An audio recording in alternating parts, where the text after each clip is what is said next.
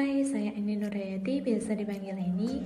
Jadi, sebelum ketiga hal yang mempengaruhi keuntungan, saya akan menjelaskan apa sih lingkungan keuangan, mengapa pasar finansial dibentuk, apa fungsi pasar finansial, dan bagaimana pasar finansial yang efisien.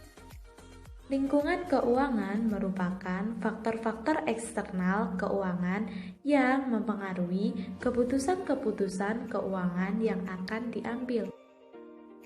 Mengapa pasar finansial dibentuk?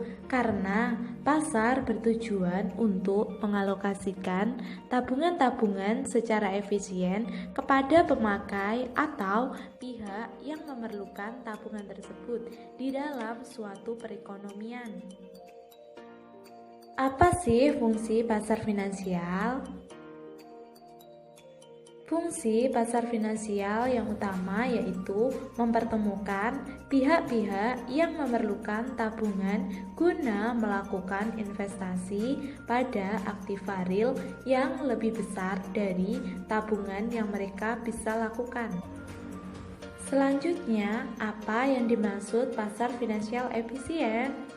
Pasar finansial efisien adalah pasar yang mempertemukan pihak yang mempunyai tabungan dengan pihak yang memerlukan tabungan dengan biaya yang semurah mungkin dan atau kemudahan yang setinggi mungkin. Nah, berikut adalah 3 hal yang mempengaruhi keuntungan. Yang pertama yaitu high risk high return, yang kedua long maturity high return, yang ketiga low marketable high return. Yang pertama yaitu high risk high return, yaitu di mana prinsip ini menggambarkan hubungan antara risiko dan imbal hasil dalam investasi saham. Berdasarkan prinsip ini, seseorang dapat mendapatkan imbalan hasil yang tinggi hanya bila mau menerima kondisi potensi kerugian yang juga tinggi. Yang kedua yaitu long maturity high return adalah di mana kita dapat berinvestasi pengembalian yang tinggi dengan waktu yang panjang. Salah satu contohnya nih yaitu emas, karena emas mempunyai nilai atau harga yang selalu naik setiap tahun. Selain memiliki nilai jual yang tinggi, emas ternyata juga sangat aman dalam berbagai keadaan serta stabil dan anti inflasi. Selain emas, barang atau produk yang memiliki nilai investasi yang tinggi dan menguntungkan adalah tanah dan bangunan.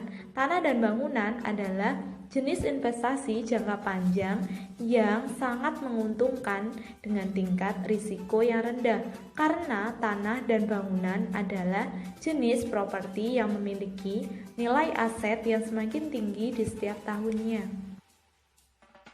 Selanjutnya nih, marketable security. Marketable securities yaitu di mana surat berharga yang dapat dijual dalam waktu singkat tanpa kehilangan investasi awal.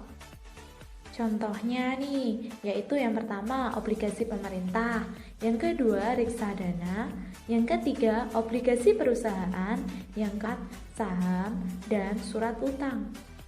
Selanjutnya, low marketable high return yaitu aktivitas di mana rendahnya pasaran barang atau jasa tetapi memiliki tingkat pengembalian yang tinggi. Itu saja yang dapat saya sampaikan. Semoga video ini bermanfaat. Thank you guys.